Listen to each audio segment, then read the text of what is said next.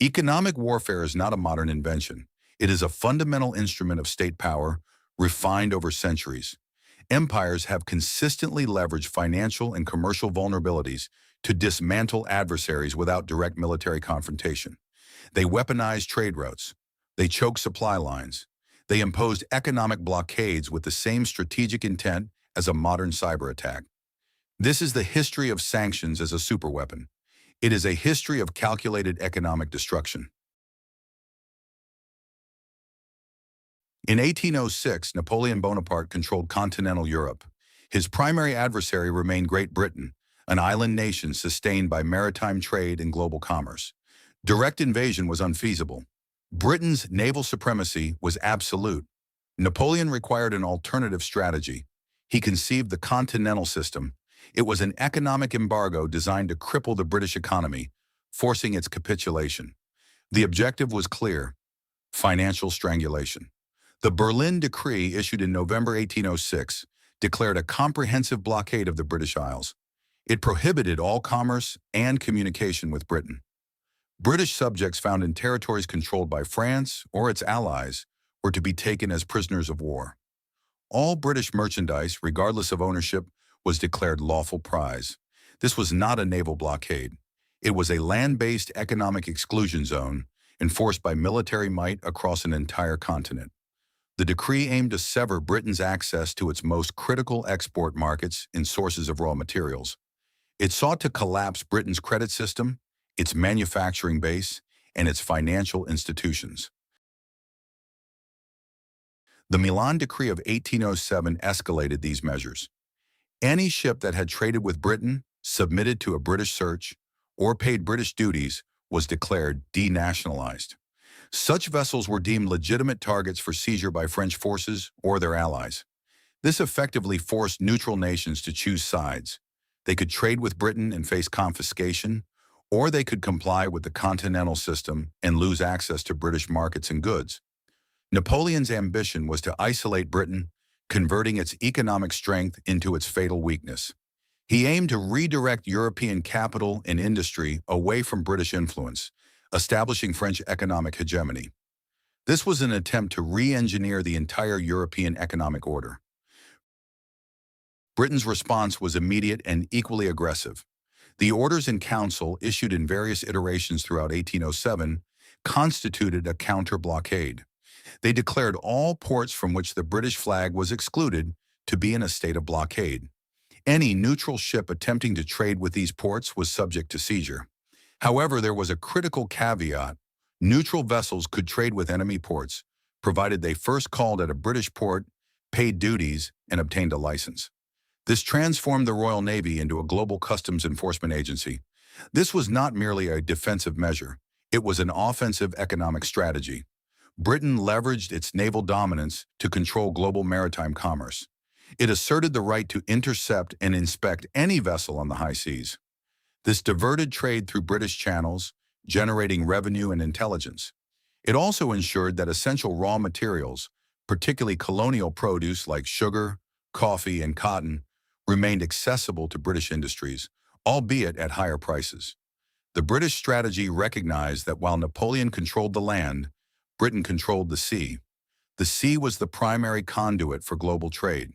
The British system effectively forced any neutral merchant vessel engaged in international trade to become an instrument of British policy. Ships not complying faced confiscation. This established a precedent for the weaponization of maritime routes. The objective was to force continental Europe to continue trading with Britain, or at least to pay tribute for the privilege of accessing global markets. This complex interplay of decrees and counter-decrees created a global economic war zone. Every merchant ship became a potential combatant. Every port became a strategic asset.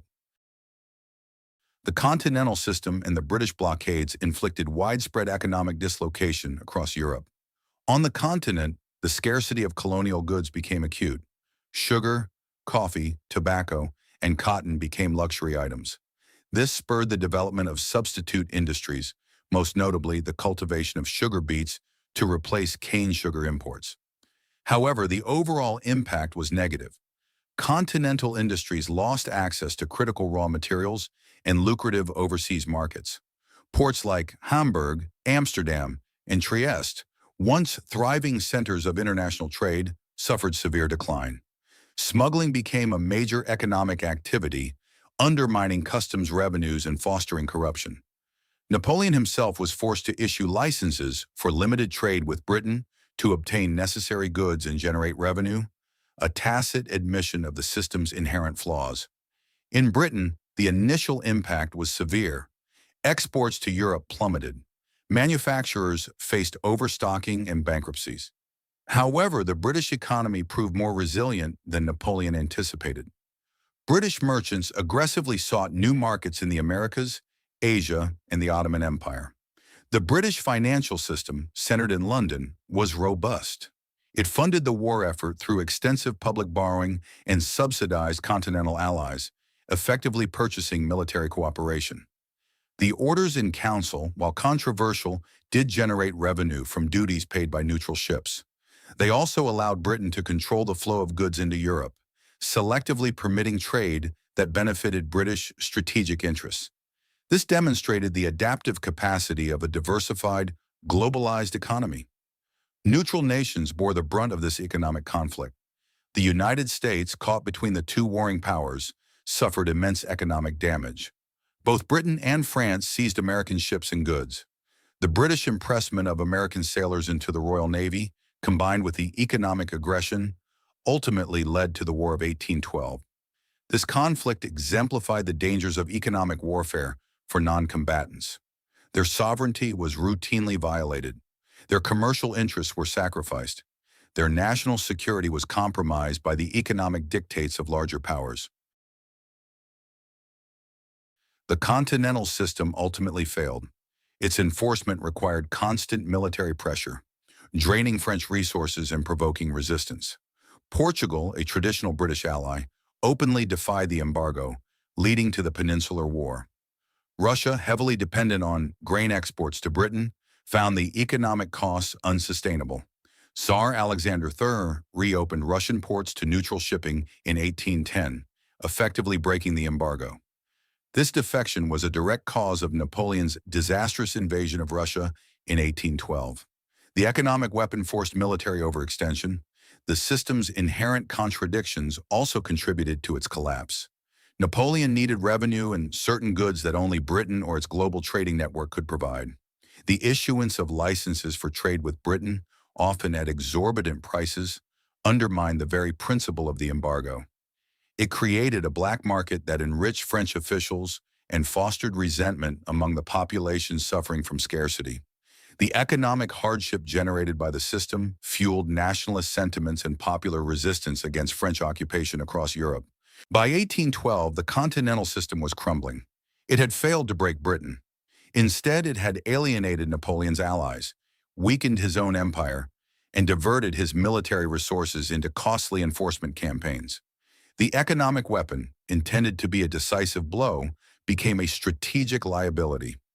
It demonstrated that economic coercion, while powerful, requires consistent, sustainable enforcement and cannot indefinitely override fundamental economic realities or national interests.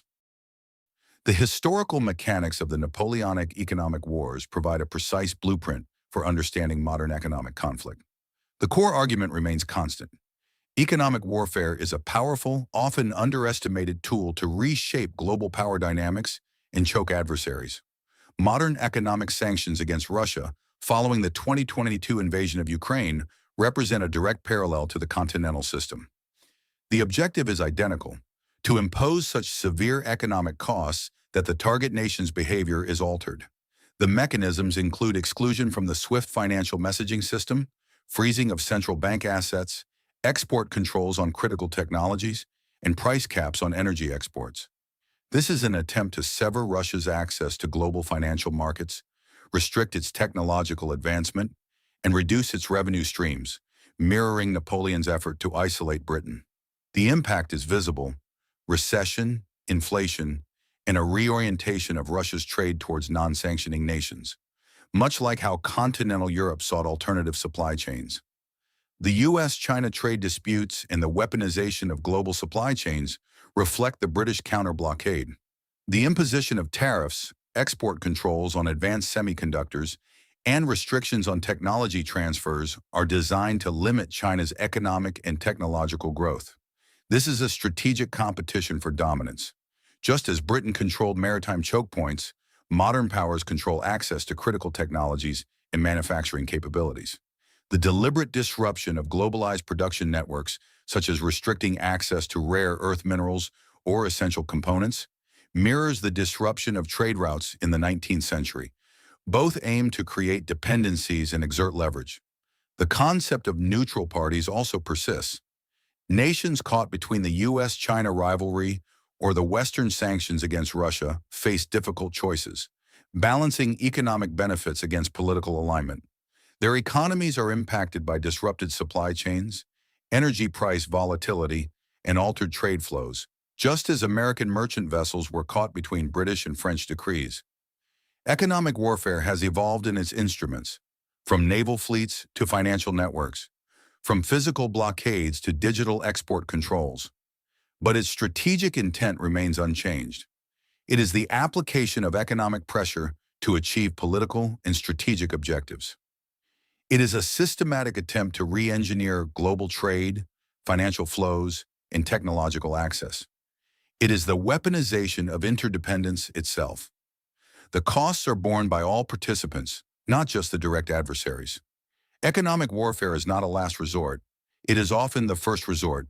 It is a persistent, brutal instrument of statecraft. Empires do not negotiate with adversaries. They choke them.